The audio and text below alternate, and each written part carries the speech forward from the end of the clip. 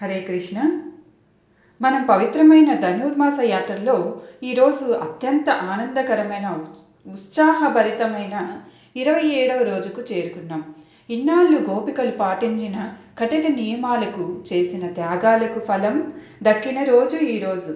వ్రతం ప్రారంభంలో నెయ్యి తినం, పాలు తాగం, పువ్వులు పెట్టుకోం అని కఠినమైన నియమాలు పెట్టుకున్నారు కదా. ఈరోజు ఆ నియమాలన్నీ పక్కన పెట్టి స్వామితో కలిసి సంబరాలు చేసుకునే రోజు. కృష్ణుణ్ణి నిద్రలేపాం, ఆయన మనసు గెలిచాం.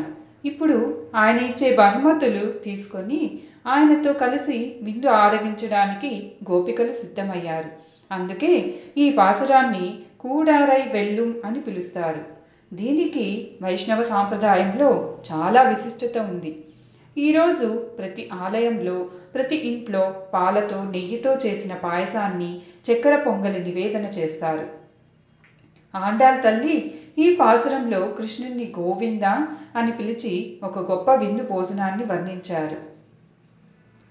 దీని అంతరార్థం ఏమిటంటే, ఓ గోవింద, నీకు తల వంచని వారిని కూడా, నిన్ను వ్యతిరేకించే వారిని కూడా నీ గుణాలతో, పరాక్రమంతో జయించేవాడా, నీ శత్రువులను ఓడించేవాడా, మేము నిన్ను కీర్తించి నీ నిండి లోకమంతా మెచ్చుకునే గొప్ప బహుమతులు పొందడానికి వచ్చాము.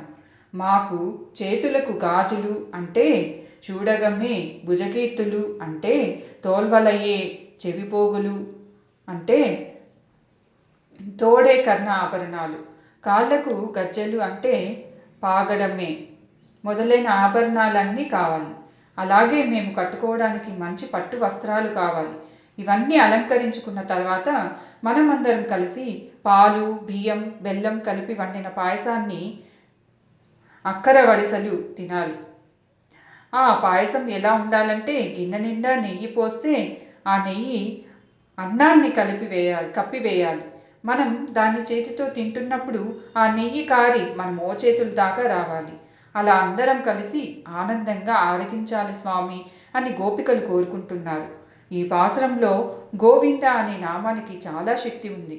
గోవిందుడు అంటే గోవులను రక్షించేవాడని, మన మాటలను అంటే స్తుతులను గ్రహించేవాడని అర్థం. గోపికలు కృష్ణుణ్ణి అడిగిన ఆభరణాలు కేవలం బంగారు వస్తువులు కాదు, అవి భక్తికి సంకేతాలు. చేతి గాజులు అంటే భగవంతుని సేవ చేసే చేతులని, చెవిపోగులు అంటే భగవంతుని నామం వినే చెవులని, కాలి గజ్జలు అంటే భగవంతుని దగ్గరకు నడిచే పాదాలని అర్థం. వారు కోరుకున్న నిజమైన అలంకరణ భగవత్ సేవ. ఇక ఈ పాసురంలో హైలైట్ ఏంటంటే, కూడి ఇరుంతు అంటే అందరూ కలిసి ఉండటం. భక్తిలో కానీ, భోజనంలో కానీ ఒంటరిగా ఉంటే ఆనందం ఉండదు. 10 మంది భక్తులతో కలిసి ఆ భగవంతుని మధ్యలో కూర్చోపెట్టుకుని ప్రసాదాన్ని తింటుంటే వచ్చే ఆనందం వేరు అని చెప్పడానికి వీలు లేని అనుభూతి. 2వ పాసురంలో నెయ్యి తినం, పాలు తాగం అని వ్రతం కోసం నోరు కట్టుకున్న గోపికలు ఈ 27వ పాసురానికి వచ్చేసరికి నెయ్యి మోచేతి గుండా కారాలి అని కోరుకుంటున్నారు. దీని అర్థం ఏమిటంటే, భగవంతుడికి దూరంగా ఉన్నప్పుడు భోగాలు అనుభవించకూడదు. అదే భగవంతుడు దొరికాక ఆయనతో కలిసి ఉన్నప్పుడు ఆనందాన్ని అస్సలు వదులుకోకూడదు.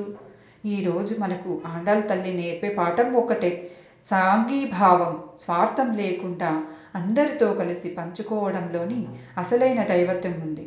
ఈరోజు మనం కూడా ఆ గోవిందుని మానసికంగా ఆభరణాలతో అలంకరించి ఆ తీయని పాయసాన్ని నివేదన చేసి నలుగురితో కలిసి ఆనందంగా పంచుకుందాం. ఆండాళ్ తిరువడుగలే శరణం. హరే కృష్ణ.